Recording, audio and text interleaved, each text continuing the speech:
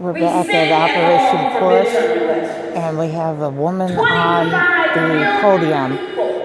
She's an attorney, activist, and she is talking about the issue relating to African Americans today. As a consequence, the House of Representatives switched. Some of those elections were as close as 2,000 votes. And it became a conservative Republican House of Representatives at the national level.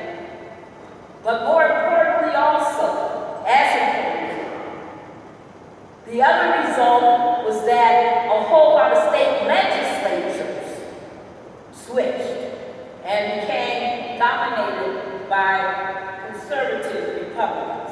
And what was the first thing they did? As soon as they got into office, as soon as January came, the first thing they did was to start introducing voter suppression laws. They said if you didn't use your vote in 2010, you're not going to have a vote to use in the future. That's how cold-blooded reasoning was. And what we saw all of a sudden was within 3 months, 100 voter suppression bills have been introduced in state legislatures. Currently, as I speak to you, over 33 states have instituted some form of voter suppression law. But the most important thing is that we understand that when they passed those laws, they were counting on ignorance and inactivity. They were counting on people not voting. They were counting on everything possible, but one thing they failed to count on, the one thing they forgot about that my young sister spoke to in her speech, they forgot about us. They forgot about who we really are. Because see, sometimes the worst thing you can do is buy your own press. And they believed that we would just sit back and allow this to happen. They did not know that we would fight. They had no understanding that we would fight back. And all of a sudden, as we saw these voter suppression laws happening, all these voter ID laws, and think about this, every one of them had voted themselves into office without a voter ID law. No voter ID laws ever existed. And those are those strict formal voter ID laws saying you gotta have something from the Department of Motor Vehicle or passport. None of those laws existed before 2008. But they said, they looked at the stats and they found out that most, at a high level of African Americans, Latinos, Native Americans, and Asians didn't have voter ID, especially people with low income. So they said, okay, this is a way to keep them from voting.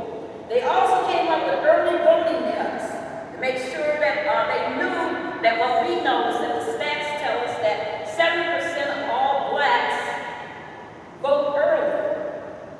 We tend to use early voting more than we vote on election day. 40% of all Latinos use early voting. So they knew that and they said, well, let's cut early voting days, especially Sundays, because what happens on Sundays? We take our solo suit up, pose, that's right. And they did those cuts. They also came up with voter caging, where they would send out letters saying, these strange looking letters that would say, you must verify that you live where you say you live, or you're going to lose the right to vote. And people didn't know what they were, they didn't see the letters, they don't really say you're going to lose the right to vote, they just say verify where you live, and all of a sudden people found themselves taken off the rolls. We also saw voter purging taking place. We saw wrong precinct voting. Is that if you're not running the right precinct, your vote will not be counted. Nobody tells you that, they just let you vote and give you a little I voted sticker, but they don't count your vote. We saw reduction of voting sites. We started making it hard for students to vote in North Carolina, Texas, Wisconsin, many other states. We saw 17-year-olds can't pre-register like they used to be able to pre-register, and that led to litigation. We saw same-day registration also being barred. So the reason that I want you to think about all of this is that as a result,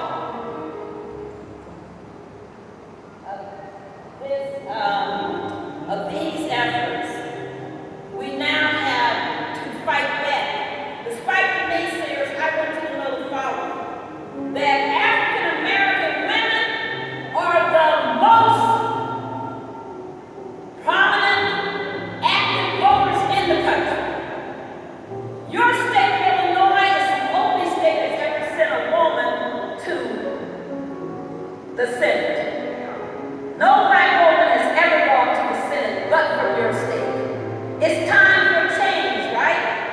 So what we need to do in this day is do what we've been doing. We've been litigating and winning these cases, and we're happy about that. I want you to make sure that you follow the work of the Transformative Justice Coalition at tjcoalition.org. We are releasing a new report today that you can go to our website